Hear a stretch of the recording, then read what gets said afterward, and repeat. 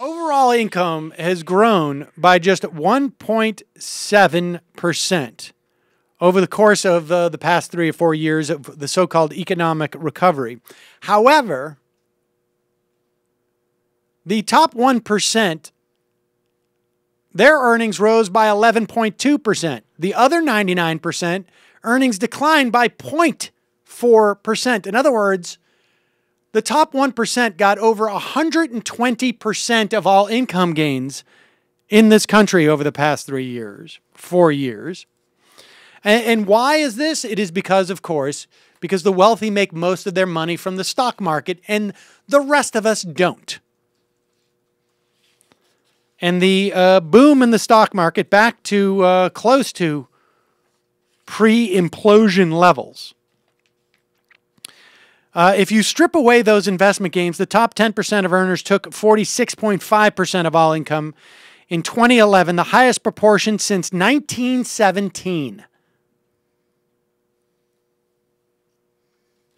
Income inequality, as measured by the proportion of income taken by the top 1% of earners, this is from a New York Times article talking about a research paper done by Emmanuel Saez, an economist at the University of California, reached a modern high just before the recession hit in 2009. The financial crisis, it's an aftermath, hit wealthy families, but they are close to being back to their earnings peak of 2007. After accounting for inflation, around 2%, median family income has declined over the last 2 years. In 2011, it stagnated for the poorest and dropped for those in the middle of the income distribution.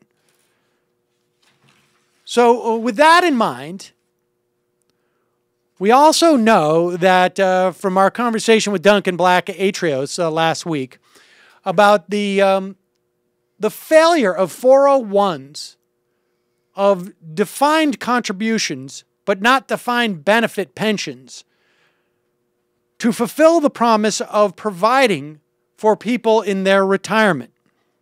The Washington Post has a story. For the first time since the New Deal, a majority of Americans are headed toward a retirement in which they will be financially worse off than their parents. The economic downturn destroyed 40% of Americans' personal wealth. So for those of you who want to put your want to privatize Social Security in part or fully and put it into the stock market, do you need any further evidence of the folly of that policy than what is happening right now?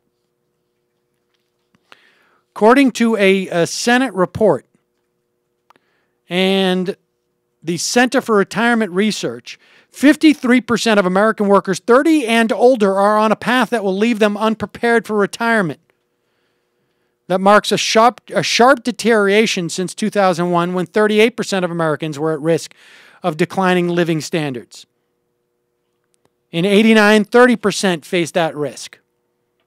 4 out of 5 private sector workers with retirement plans at work have only 401k type defined contribution accounts rather than the defined benefit accounts.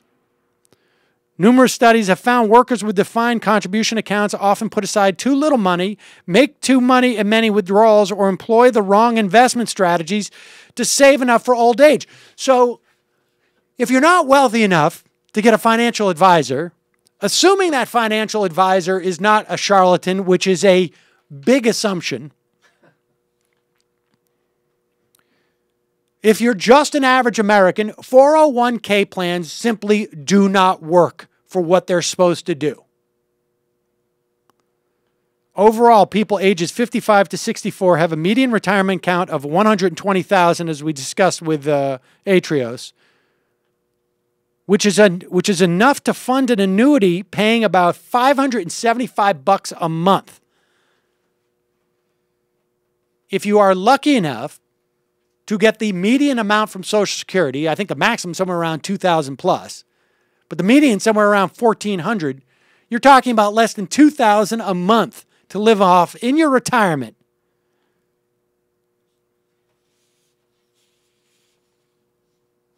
and suffering the biggest amount of inflation of any American because, of course, you're paying for skyrocketing drug prices and skyrocketing medical costs. The government grants at least $80 billion a year in tax breaks to encourage retirement savings in 401k type accounts. However, and this is going to become a surprise for you. Surprise, surprise. The biggest benefits go to upper income people who can afford to put aside the most for retirement. Someone making $200,000 a year and contributing 15% of pay to retirement account, that's 30 grand a year. Good luck with that. Is making a $7,000 subsidy from the federal government in the form of a tax break, whereas workers earning $20,000 making the same 15% contribution would get nothing because they don't earn enough to qualify for a deduction. Someone making 50 grand making the 15% contribution, that being about 7 grand, would receive only a $2,100 tax deduction. A recent survey from the Conference Board found that nearly two-thirds of Americans 45 to 60 say they plan to delay retirement. 2 years earlier, 42% said they would work longer. In other words, more and more older Americans are realizing that they're not going to be able to retire. And yet, you have old man Simpson Bowles in Washington calling them all teat suckers.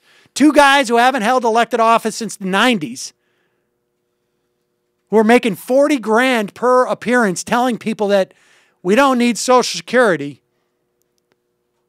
They're going around saying that these people who need Social Security are all teat suckers.